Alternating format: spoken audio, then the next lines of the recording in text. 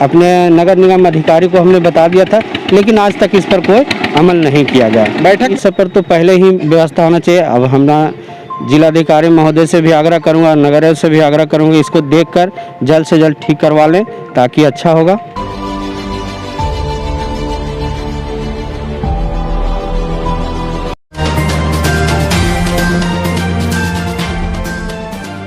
दोस्तों सब्सक्राइब करें और इस बेल आइकन को दबाएं और पाएं वीडियो सबसे पहले। नमस्कार, मैं हूं राजीव रंजन और आप देख रहे हैं जनादेश न्यूज। नालंदा जिला मुख्यालय बिहार शरीफ नगर निगम है और बिहार शरीफ नगर निगम को स्मार्ट करने की कवायद शुरू कर दी गई है।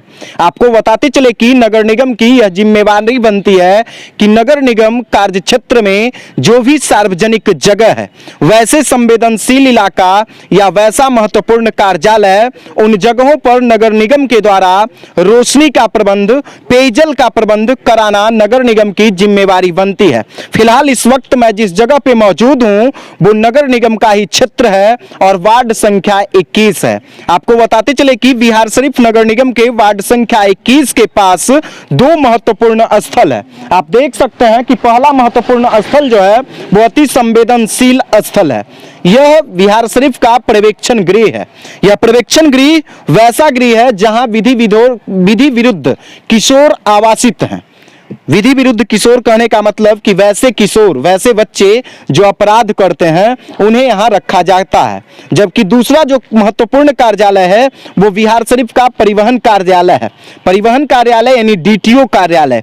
आपको भी मालूम है कि डीटीओ साहब यहीं बैठते हैं। तो निश्चित तौर पर बिहार शरीफ नगर निगम की यह जिम्मेवारी बनती है कि इन स्थलों पर रोशनी का प्रबंध किया जाए, पेयजल का प्रबंध किया जाए, लेकिन नगर निगम के जो अधिकारी हैं उनके कान पर एक बार भी जू नहीं रेंगा है। ये जो रास्ता है वो इसी महत्वपूर्ण स्थल की ओर आता है। एक पर्यवेक्षण गृह की तरफ जाता है और दूसरा जो है वो डीटीओ कार्यालय जाता है। लेकिन इस रास्ते में जितने भी बिजली के खंबे हैं, एक भी खंबे पर रोशनी का प्रबंध नहीं है और रोशनी का प्रबंध नहीं रहने के कारण शाम ढलते ही इधर असामाजिक तत्वों की हलचल तेज हो जाती है। इतना ही नहीं, पर्यवेक्षण गृह में आवासित बच्चों के बीच नशीली पदार्थ भी असामाजिक तत्वों के बीच फेंका जाता है, जिससे कहीं ना कहीं वहां विधि विरुद्ध रह रहे किशोर की सुरक्षा पर सवाल उठता है।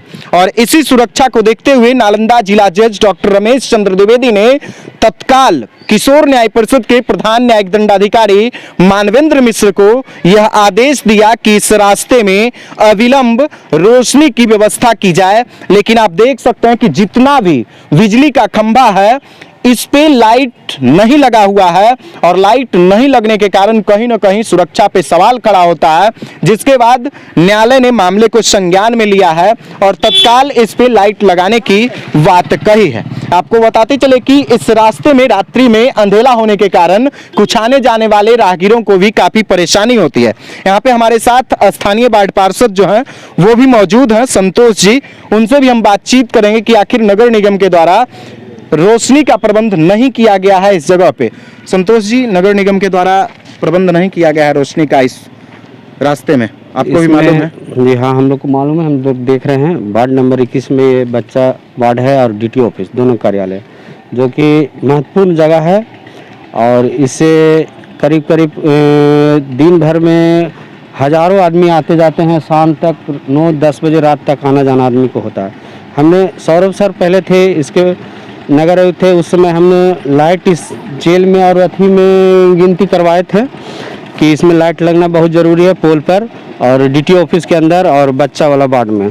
और हमसे जज साहब से भी बात हुई थी, तो हम लोग अपने नगर निगम अधिकारी को हमने बता दिया था, लेकिन आज तक इस पर कोई अमल नहीं किया गया। बैठक में आपने मुद्दा उठाया था इसके विकास के लिए, रोशनी लगाने के लिए? रोशनी लगाने के लिए हम लोग कई बार बैठक में भी बोले गए थे कि महत्वपूर्ण जगह है, कुछ लाइट दिया जाए ताकि हम लोग लाइट लगा लें, लेकिन अभी तक तो लाइट हम लोग को नहीं मिल पाया है।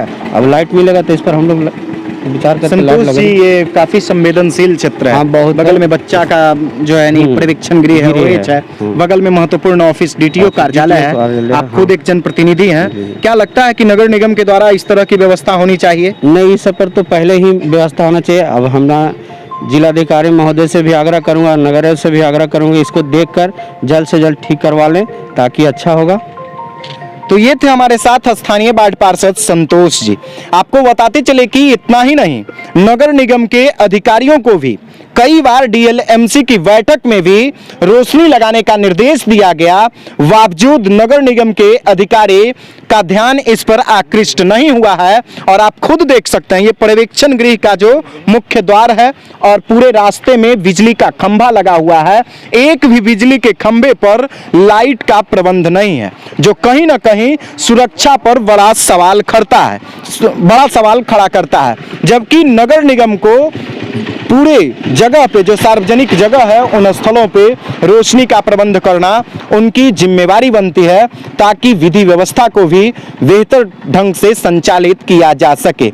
लेकिन एक बार फिर से नगर निगम को निर्देश दिया गया है कि अविलंब इस पे रोशनी का प्रबंध किया जाए। अब देखना यह होगा कि आखिर नगर निगम कब तक इस रास्ते में रोशनी लगाने के लिए प्रबंध करती है, क्योंकि बिहार शरीफ नगर निगम को स्मार्ट सिटी का दर्जा मिल चुका है और स्मार्ट करने की कवायद भी नगर निगम के द्वारा की जा रही है। दोस्तों, लगातार हम आप तक अपडेट्स पहुंचा रहे हैं। अगर अभी तक आपने हमारे YouTube चैनल को सब्सक्राइब नहीं किया है तो जल्द से सब्सक्राइब कर लीजिए और पाइए बिहार की तमाम छोटी बड़ी खबरें। अगर वीडियो फेसबुक पेज के माध्यम से देख रहे हैं तो पेज को भी फॉलो कीजिए। धन्यवाद। दोस्तों, सब्सक्राइब करें और इस बेल आइकन को दबाएं और पाएं वीडियो सबसे पहले।